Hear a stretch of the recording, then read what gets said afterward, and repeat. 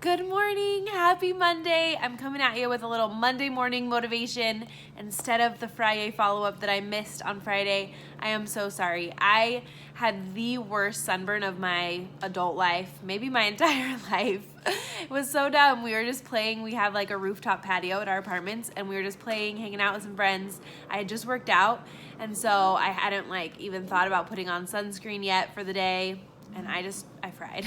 So Thursday and Friday, I was pretty much 100% in bed, just down, crying about my blisters and my sunburn. So, just getting back to it today. Oh, Bug, let's get you a napkin. Okay, so this is perfect. I wanted to share a couple takeaways from Grace, Not Perfection by Emily Ley, I think is how you say it.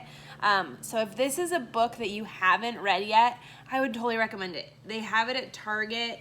It says that it's $17, but I snagged it on the Target sale or whatever. They have their books go on sale a lot. So this is a hard copy one that I love because it has a little workbook kind of pages in it that you can write in.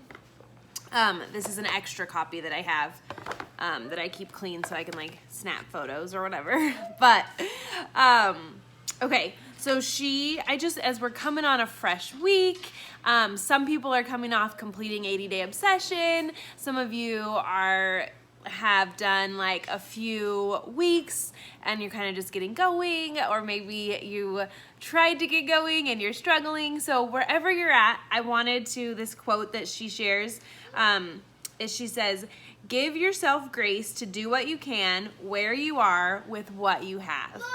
Okay, so there are so many different seasons and phases of life. And I love that about this community and this wellness tribe and being together, is that we're all just working on being our best no matter where we are, what phase, and it's so fun to support each other. Another key thing that she talks about in this book, and if you follow her on social media or know anything about her planners, is that routine and schedule and being organized. And honestly, I am not a super organized person by nature, but I definitely function better when I create routines and I tie in healthy things that I do to other parts of my day or other things that I do. An example is when I'm folding laundry or doing dishes or making dinner, I'll turn on my Audible app. Oh, you got my pink one. Thank you. And I will listen to more personal development. And so Darren Daly talked about this today, and then I was thinking about this chapter in the Grace Not Perfection about routines and schedules. So I just wanted to quickly go over my morning routine. And if you feel like you're struggling and you feel like you have too much on your plate, which happens, I feel like that all the time. The only thing I've found that really helps me stick with it so I can kind of keep things together, is my morning routine. And it is not a sexy, super organized, glamorous morning routine. It's definitely not one of those Pinterest worthy photos every day. Obviously, check me out. I was my sunburn is still kind of warm and awful. So last night I slept in this big t-shirt of my husband's. I look cute right now. But that's not what it's about, right? I don't know if you just heard that. Red just dumped out something in the bathroom. But let me finish telling you about my morning routine, and then I will go assess the damage. Okay, so it's totally something that's so simple. And it's taken me a lot of discipline, but as I started doing it, I felt an improvement. And so I wanted to keep doing it, right? Not every day do I wake up totally jacked to do it. Oh, you found the toothpaste? Yeah. Thank you. Yeah, we're gonna brush mommy's teeth. So the first thing that I do this it takes me about 15 minutes before I even open up social media or my email or my texts or whatever on my phone.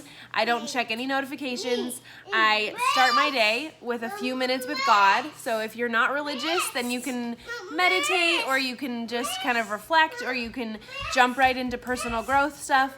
But I spend a few minutes with God. I say prayers. I listen a lot to audible scriptures, or I'll read them depending on read status. But most days he's just like next to me on the bed, or like I'll get him set up eating some cereal and then I complete it. And so I spend a little bit of time with God. This whole thing takes me less than a half an hour.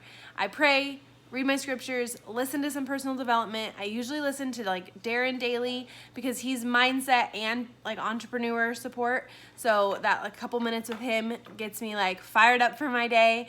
And then I just do a couple positive affirmations. Super simple and just really sets my intention for the day. So I want to challenge you to think of what you can do to set those intentions for the day. It doesn't mean that you need to get up an hour before your kids. You know, you can get up a few minutes before your kids. You can set them up with some breakfast and do it. For me, like with one kid, it's still kind of crazy in the mornings, but he'll read a book, he'll run around, he'll do that. And it just gives me that few minutes to like, all right, I got this. I got this day.